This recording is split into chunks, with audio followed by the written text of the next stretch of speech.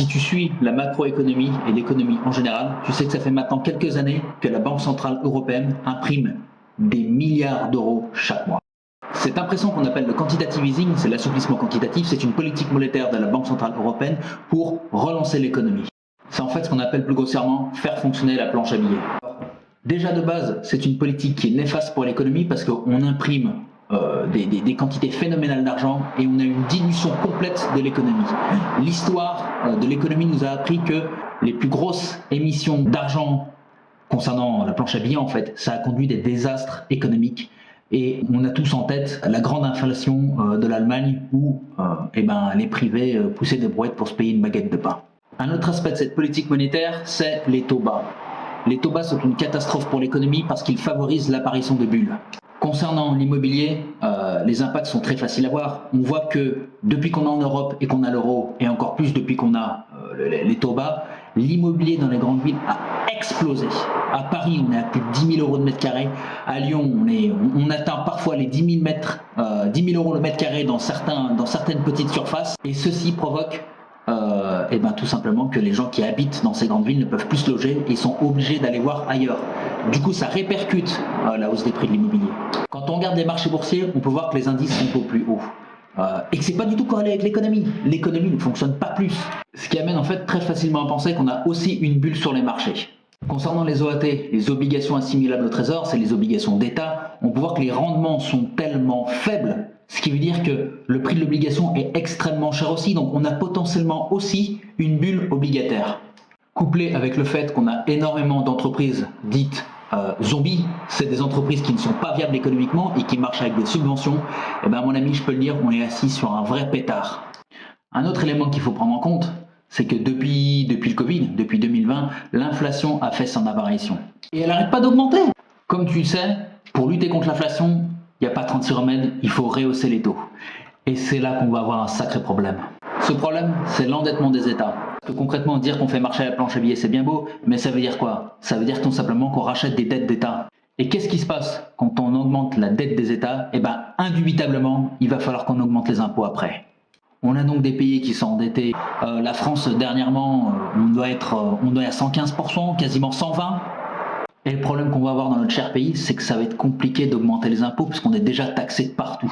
Concernant l'endettement des États, si vous y connaissez un petit peu en économie, vous savez que les États empruntent avec des crédits in fine en fait. Ils ne payent que les intérêts pendant un petit moment et à échéance, ils payent le capital restant dû. Ils font ce que n'importe quel privé n'a pas le droit de faire, on appelle ça de la cavalerie.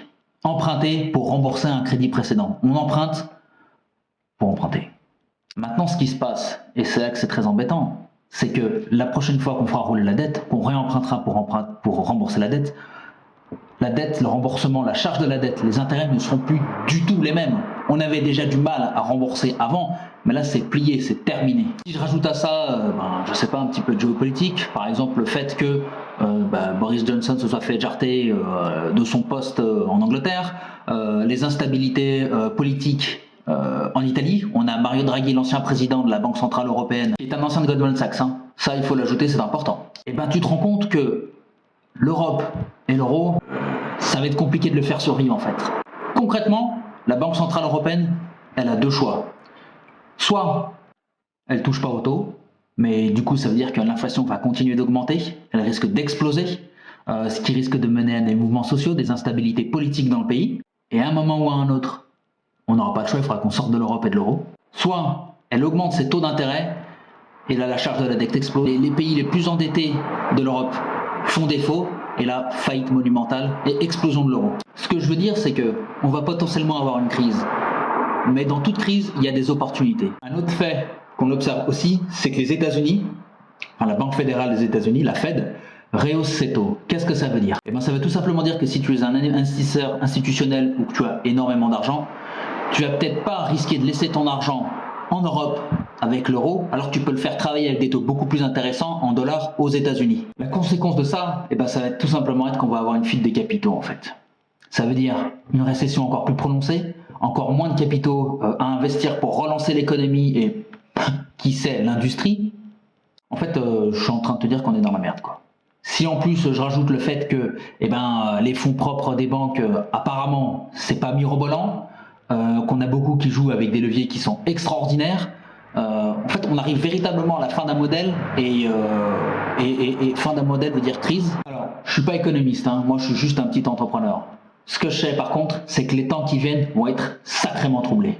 Entre la récession et la baisse de l'économie, les instabilités géopolitiques et le fait que fondamentalement l'euro est un mauvais étalon pour tous les États, et nos leaders qui veulent absolument nous amener dans leur nouvel ordre mondial, il ne faut pas avoir peur. Et les potentielles crises de dette des différents États de la zone euro, je pense, mon ami, qu'on va avoir d'excellentes opportunités pour faire des sacrés coups en bourse. Ça fait un petit moment que je travaille là-dessus, j'ai déjà une bonne idée de ce que je vais faire. À mon avis, le plus gros coup, ce sera sur les devises. Parce que qu'est-ce qui va se passer? On risque d'avoir un euro qui va se casser la gueule. Et parallèlement à ça, on risque d'avoir un dollar qui va exploser. Pourquoi? Parce que c'est l'actif le plus liquide et à chaque fois qu'on a un problème sur des monnaies, les gens prennent des dollars. Même s'il y a eu de la planche à billets avec la Fed ou quoi que ce soit, ils prendront du dollar parce que c'est l'actif le plus liquide et qu'ils peuvent changer comme ça d'actif après derrière. Personnellement, j'ai une idée très précise du coup que je vais faire. Je vais t'en parler prochainement sur cette scène, je suis en train de préparer les vidéos. Reste à l'affût, prends soin de toi et n'oublie pas, les crises c'est des opportunités.